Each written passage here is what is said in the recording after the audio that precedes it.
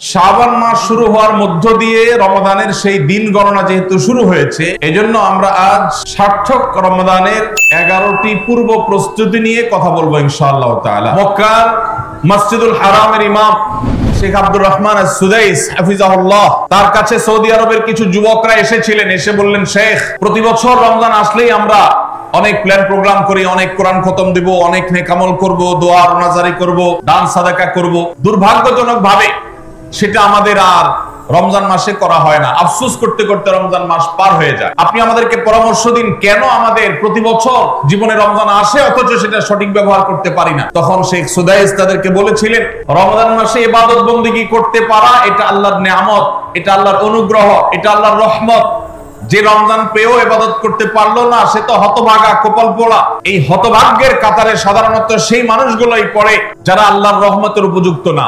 যে আমি তোমাদেরকে উপদেশ দিচ্ছি, রমজান আসার আগে থেকেই আগের যে সমস্ত গুনাহ খাতা হয়েছে, যে সমস্ত নাফরমানি হয়েছে, আল্লাহর অবাধ্যতা হয়েছে, সেগুলোর জন্য চোখের পানি ফেলে রোনাজারি করে আল্লাহর কাছে ক্ষমা চাও।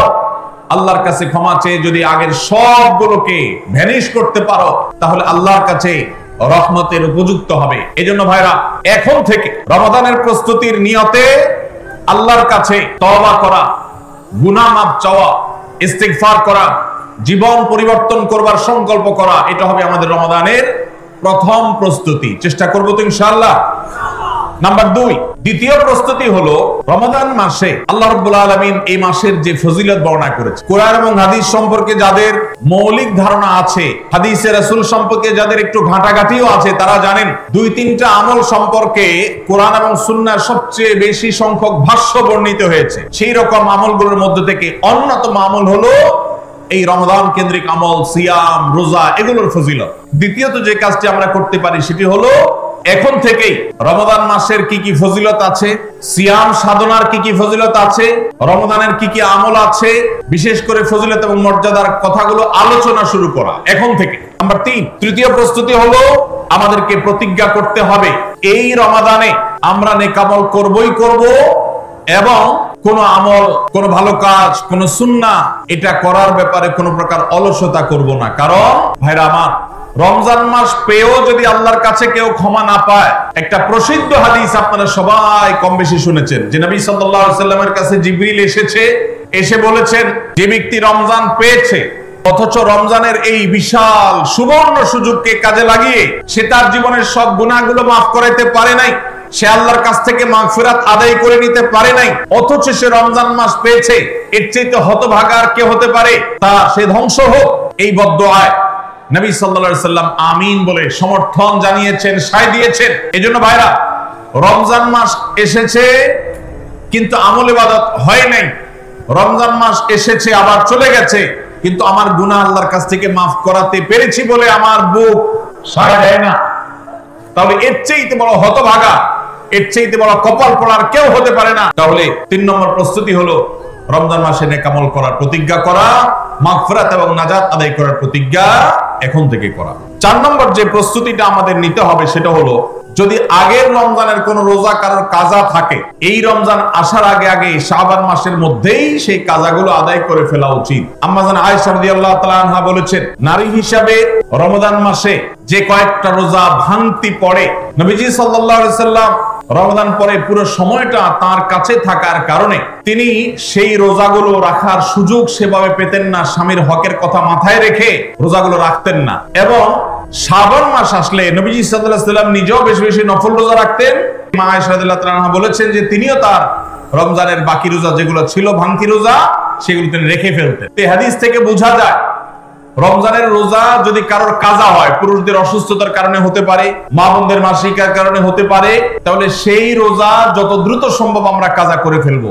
এবং সেই কাজা করতে যদি কোনো কারণে, যৌক্তিক কারণে বা যে কোনো কারণে যদি বিলম্ব হয়, তাহলে এই বছরের আসন্ন রমাদানের প্রস্তুতির অংশ হিসাবে আগের রমজানের কোনো ভাঙতি রোজা থাকলে সেগুলো সব রেখে কাজা করে সম্পূর্ণভাবে এই রোজার জন্য প্রস্তুত হবে। এটা হলো 4 নম্বর। 5 নম্বরের রমজানের প্রস্তুতি হলো, আল্লাহ রাব্বুল আলামিনের কিছু সাধারণ ক্ষমা আছে, কমন ক্ষমা, গণহারে মাফ।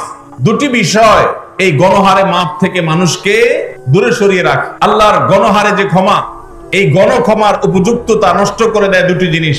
তার একটি হলো শিরক, আরেকটি হলো হাসাদ। একটা হলো হিংসা, আরেকটা হলো শিরক। শত্রুতা করে, হিংসা করে অন্যের প্রতি, এইরকম মানুষ যদি থাকে তাদেরকে আল্লাহ তাআলা সাধারণ ক্ষমা আওতায় আনেন না। নবী সাল্লাল্লাহু আলাইহি সাল্লাম বলেছেন, রমজানের প্রত্যেক রাতে বহু মানুষকে আল্লাহ তাআলা জাহান্নাম থেকে মুক্ত ঘোষণা দিয়ে দেন যারা শিরকে লিপ্ত। সেটা যেই কোনো ধরনের শিরক হোক, কোন প্রকার শিরকে যখন মানুষ লিপ্ত হয় তখন এই ব্যক্তি আল্লাহ তাআলার সাধারণ ক্ষমার উপযুক্ত আর থাকে না। যে ব্যক্তি কারোর ক্ষতি চায়, যে মুসলমান আরেক মুসলমানের ভালো দেখলে তার ভিতরে জ্বালা পোড়া করে, অস্থিরতা আসে, সে ভালো মুসলমান না, সে হিংসুক, তার ভিতরে কবিরা গুনাহ আছে। নাম্বার 6, বিগত রমজান যেগুলো আমাদের জীবনে এসেছে সেই সমস্ত রমাদানে কেন আমার আমল ইবাদত হয় নাই? রমজান আসার আগে নিয়ত করছি কোরআনটা খতম দিব, কিন্তু দিতে পারি নাই। রমজান আসার আগে নিয়ত করেছিলাম এই বছর একটা তারাবিও মিস করব না, কিন্তু অনেকগুলো মিস হয়ে গেছে। রমজান আসার আগে নিয়ত করেছিলাম এই বছর রমজান থেকে এই ধূমপান করা ছেড়ে দিব, কিন্তু অনেকে ছাড়তে পারেন নাই। রমজান আসার আগে নিয়ত ছিল এই বছর রমজানে একটা খারাপ জিনিসও মোবাইলে টিভিতে দেখবো না, কিন্তু সেই প্রতিশ্রুতি রাখতে পারি নাই। কেন পারি নাই? নবী করিম সাল্লাল্লাহু আলাইহি সাল্লাম তার জীবদ্দশায় কয়টা রমজান পেয়েছেন? মাত্র 8টা রমজান পেয়েছেন। দ্বিতীয় হিজরিতে রমজানের রোজা ফরজ করা হয়েছে, দশম হিজরিতে আল্লাহ তাকে দুনিয়া থেকে নিয়ে গেছেন। মাত্র 8টা রমজান তিনি পেয়েছেন নবী সাল্লাল্লাহু আলাইহি সাল্লাম। বহু সাহাবী আছেন তাদের জীবনে রমজান মাত্র পেয়েছেন একটা। এরপরে রমজান আসার আগে হয়তো জিহাদের ময়দানে গিয়ে শাহাদাত বরণ করেছে। আর আমরা জন্মসূত্রে মুসলমান হওয়ার সুবাদে এক একজন মানুষ 20টা, 30টা, 40টা, 50টা রমজান আমরা পেয়েছি। দুর্ভাগ্য আমাদের, সাহাবায়ে কেরাম মাত্র 2, 4, 5টা রমজান পেয়ে তাদের জীবনকে যেই পর্যায়ে নিয়ে গেছেন, আমরা বেশিরভাগ মানুষ জীবনে 30, 40, 50টা রমজান পেয়েও আমাদের জীবনকে সেই পর্যায়ে নিতে পারি নাই। এই জন্যই আমাদের বিগত রমজানগুলোর সমস্ত সমস্যাগুলোকে চিহ্নিত করতে হবে। আর 7 নম্বর প্রস্তুতির অংশ হিসেবে আমরা যেটি করব সেটা হলো রমজান কেন্দ্রিক সমস্ত আহকাম এবং মাসাইল, বিধিবিধানগুলো আমাদের শিখে ফেলতে হবে। এটা রমজানের প্রস্তুতি। আমাদের দেশে অনেক মসজিদে ইমাম সাহেবরা তালিম করেন রোজা ভঙ্গের কারণ কি, রোজা মাকরুহ হওয়ার কারণ কি, রোজার জন্য ক্ষতিকর বিষয়গুলো কি কি, এগুলো রমজান মাসে বিভিন্ন নামাজের পরে তালিম করেন। এটা একটা ভালো চেষ্টা। তাহলে রমজান আসার আগে থেকেই আমরা মাসাইলের তালিম, মাসাইলের শিক্ষা, জ্ঞান অর্জন, রমজানের বিধিবিধানগুলো আমরা জানার চেষ্টা করব। এটা হবে পার্ট অফ প্রিপারেশন ফর রমাদান। 8 নম্বর হলো রমজানে যে আমলগুলো করবেন এখন থেকে সেগুলোর ওয়ার্ম আপ এবং রিহার্সাল শুরু করে দিবেন, প্রস্তুতি শুরু করে দিবেন, চর্চা শুরু করে দিবেন। অনেকে আছেন অপেক্ষা থাকেন রমজানের চাঁদ উঠলে সব শুরু করব, এদের দ্বারা জীবনে কিছুই হয় না। যারা আসলেই রমজানে কিছু করতে চায় তারা এখন থেকে শুরু করবে। নাম্বার 9, রমজান মাসের দিন এবং রাত যেভাবে কাটাবেন তার জন্য একটা প্ল্যান করে ফেলবেন, সুন্দর করে একটা স্কেডিউল করে ফেলবেন, রুটিন করে ফেলবেন যে আমি কোরআন তেলাওয়াতটা কোন সময় করব, দিনের কোন সময়টাতে আমি কোরআন তেলাওয়াতের জন্য টাইম বরাদ্দ রাখলে সেটা মিস হবে না।